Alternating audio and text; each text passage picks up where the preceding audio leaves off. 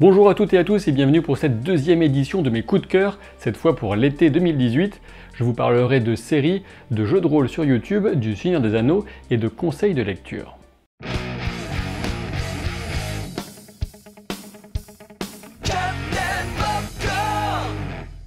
Ce sont deux séries en cours de diffusion qui ont particulièrement retenu mon attention au cours des dernières semaines, et il s'agit de Sharp Objects et de Castle Rock. J'avais déjà évoqué ces deux-là dans mon top 10 des nouvelles séries 2018. Je vous invite à voir ou revoir cette vidéo pour un résumé, et surtout pour découvrir le reste de ma sélection de séries qui pourraient vous donner des idées. Sharp Objects a de belles qualités, mais aussi le défaut d'un rythme extrêmement paresseux. Du coup, c'est Castle Rock que je vais principalement vous recommander. Et malgré ce que je viens de dire, ne vous attendez pas à un rythme trépidant si vous vous lancez dans Castle Rock, qui parlera surtout aux lecteurs de Stephen King. D'ailleurs, les connaisseurs reconnaîtront le nom de cette petite ville fictive, Castle Rock, où se déroulent notamment les intrigues de Kuro, ou encore La part des ténèbres, ou Bazar. La prison de Shawshank, rendue célèbre par le magnifique film Les Évadés ou Shawshank Redemption, joue également un rôle très important dans la série. Alors à qui s'adresse Castle Rock?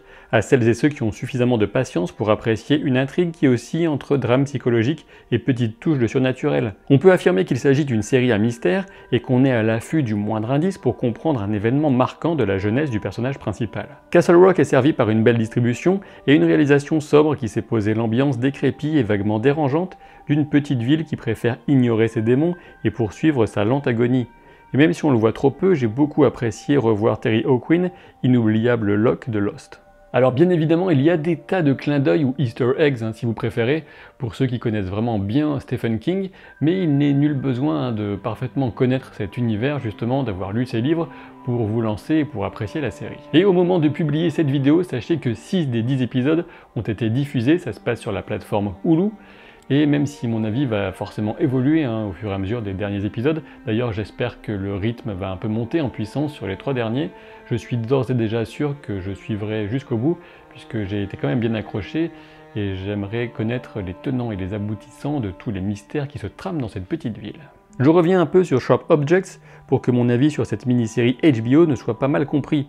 Je continue de la suivre avec un certain plaisir, notamment grâce à une interprétation très incarnée d'Amy Adams, qui a puisé tellement loin pour ce rôle qu'elle se refuse à le retrouver. Toutefois, j'ai pleinement conscience que tout le monde ne peut pas accrocher à une histoire qui se repose énormément sur l'ambiance et la plongée dans la psyché des personnages, mais qui fait le strict minimum en termes de progression dramatique. Et oui, dans Sharp Objects, il y a une enquête sur des meurtres de petites filles, mais cette intrigue avance avec la mollesse aussi fascinante qu'insupportable d'une mouche prise dans du miel. Ceci étant dit, si l'idée de voir Amy Adams camper une femme profondément marquée par l'influence pernicieuse d'une mère toxique vous plaît, cette série est carrément faite pour vous. Allez hop, je reviens sur YouTube pour vous recommander une vidéo d'une qualité exceptionnelle pour comprendre facilement ce qu'est le jeu de rôle, une question qu'on me pose encore assez régulièrement, par exemple dans les commentaires, quand j'évoque ce loisir exceptionnel, et ce sera par l'intermédiaire aussi bien d'avis d'experts, de créateurs de ce loisir, que de parfaits débutants qui le découvrent pour la première fois. Et cette vidéo, on la doit à la non moins excellente chaîne Le Podcast Anonyme, qui traite le jeu de rôle autant avec le cerveau qu'avec le cœur, dans une bonne ambiance qui transpire à l'écran et qui correspond à la réalité. Je peux en témoigner puisque j'ai rencontré la bande et que nous avons plusieurs fois joué ensemble. Vous aurez l'occasion de découvrir une soirée d'initiation ouverte à tous dans une bibliothèque parisienne. D'abord, il y a une brève conférence pour expliquer ce qu'est le jeu de rôle, avec un petit mot sur l'évolution de la perception de ce loisir original et parfois décrié dans la société. Ensuite, on suit quelques tables qui ont permis à de débutants de découvrir différents jeux, parfois avec des parties menées par les créateurs de ces jeux eux-mêmes, difficile de rêver mieux en termes de conditions. Pour le moment, cette vidéo dont je vous parle n'a même pas encore atteint les 900 vues et il est évident qu'elle en mérite bien plus. Du coup, je voudrais qu'on se fixe ensemble l'objectif de lui faire passer au moins les 5000 vues. Et par ailleurs, évidemment, j'encourage ceux parmi vous qui sont intéressés par le thème du jeu de rôle à vous abonner à la chaîne du podcast Anonyme, d'autant plus qu'il n'est pas impossible que j'apparaisse dans l'une de leurs prochaines vidéos. Allez, et si on parlait du Seigneur des Anneaux, on ne parle jamais trop du Seigneur des Anneaux, cette œuvre qui a su nourrir les racines de tout un pan de l'imaginaire médiéval fantastique qui a marqué le XXe et ce début du XXIe siècle. Je ne vous parlerai pas ici directement des livres ou des films, même si je les recommande les yeux fermés à tout le monde, cela va de soi, mais plutôt d'un hors-série sorti par Le Point Pop, au mois de mai et qui s'appelle Le Seigneur des Anneaux, mythes et origines.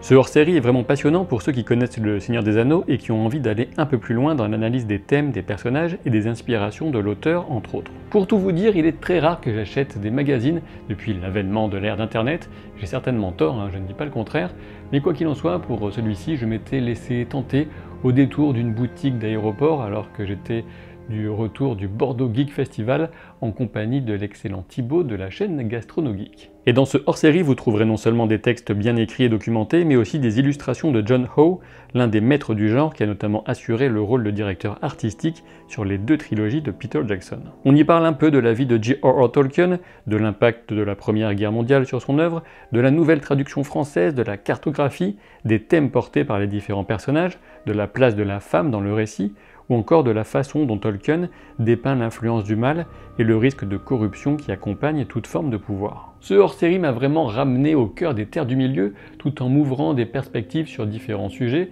donc je tiens à féliciter ces auteurs, bravo à vous.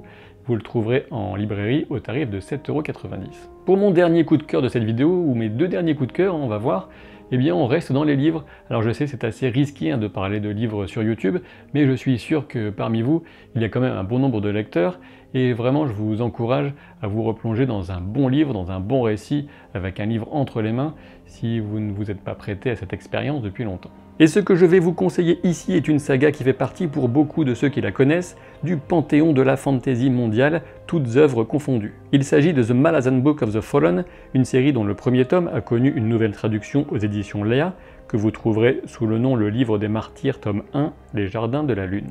Je vais reprendre cette traduction, d'ailleurs ce sera plus simple dans le cours de la vidéo, Le Livre des Martyrs, un petit peu plus court que The Malazan Book of the Fallen. Et du coup, ce livre des martyrs, eh bien, c'est de la fantasy épique et de la création d'univers original, mais qui sont poussés à un niveau inégalé auparavant. Et oui, cette série est immense à tout point de vue, dans son volume, dans sa profondeur, dans ses ambitions.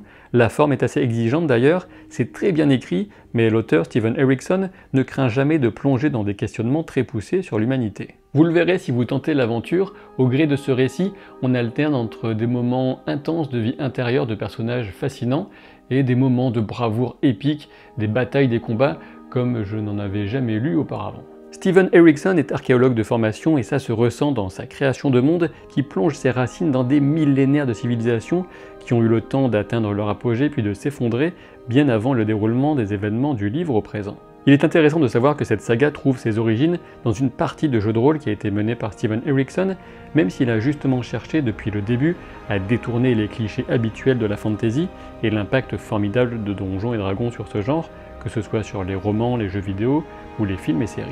Je ne sais pas ce qu'il en est pour vous, mais pour moi, il n'y a aucune autre expérience de fiction qui peut m'emmener aussi loin, me mettre aussi profondément dans la peau, dans la vision du monde d'autres personnes et me laisser une empreinte aussi durable qu'un excellent roman, et clairement, le Livre des Martyrs en fait partie. Du coup, je vous invite à tenter l'aventure avec le Livre des Martyrs, si vous êtes prêt à y aller à fond et à vous laisser emporter dans un monde que vous ne comprendrez que petit à petit tellement il est vaste et cohérent. Si le genre de la fantasy historique vous plaît davantage, et notamment si le monde des Celtes vous intéresse ou vous fascine carrément, je ne saurais trop vous recommander la série de Jean-Philippe Jaworski, Les Rois du Monde, avec son premier tome Même pas mort. La richesse du style et de l'histoire sont tout bonnement incroyables, vous apprendrez beaucoup de vocabulaire et surtout vous serez emporté dans un autre paradigme, une autre vision du monde si vous préférez, celle de la culture celte. Les aventures de Bélovèze m'ont personnellement emporté très loin et je remercie Cathy, une amie, d'avoir partagé avec moi cette découverte littéraire. Et au passage, il faut savoir que Même pas mort a remporté le prix des Imaginales 2014 pour le meilleur roman de fantasy français. Ah, au fait, j'ai failli oublier, du coup je rajoute ce petit passage. Surtout, n'hésitez pas à partager avec moi dans les commentaires vos propres coups de cœur sur les œuvres qui vous ont marqué au cours de cet été. Comme je vous le disais déjà à la fin de la première vidéo coup de cœur, je vous encourage vivement à vous diriger plutôt vers vos librairies de quartier si vous souhaitez faire l'acquisition de certains de ces livres. C'est pourquoi vous ne trouverez pas dans la description de cette vidéo des liens vers Amazon par exemple, mais vous y trouverez tous les autres liens pour satisfaire votre curiosité concernant les différentes œuvres que je vous ai présentées aujourd'hui. Par ailleurs, si ce t-shirt du club de pipe de Gandalf vous a tapé dans l'œil, vous trouverez aussi dans la description un lien pour l'acquérir. Et à partir de 2 articles achetés sur le site, il y a moins 15% avec le code POPCORN. Je vous dis à très vite pour de nouvelles aventures. Salut!